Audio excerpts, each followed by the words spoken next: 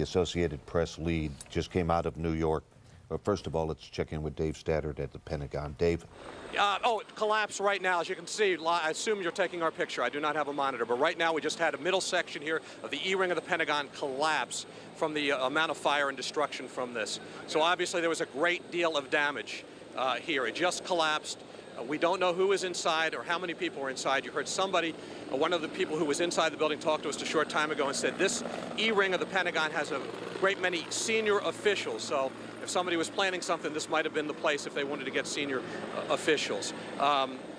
Again, most of the fire on the outside of the building has been extinguished. There's still some spot fires on the outside of the building, and still, from what I can see, a great deal of fire inside. So now you have a gaping hole on the west side of the Pentagon here at Washington Boulevard, and this collapse just happened. It was not an explosion, a secondary explosion. This apparently the damage from the great deal of fire and the structural damage from the plane crash.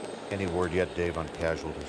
Other than seeing the two people we saw medevaced who had serious burns, I can't confirm any others. They've been working on people, but we don't know what's inside that building, to be honest with you. So certainly anybody in those windows or in those offices by those windows, you have to be very, very concerned about right now.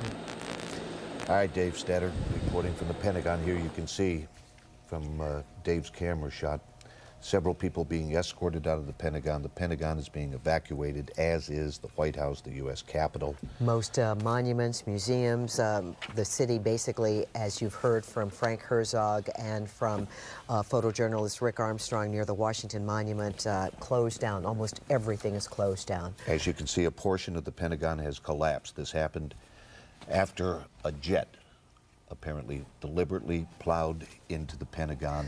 We have Daniel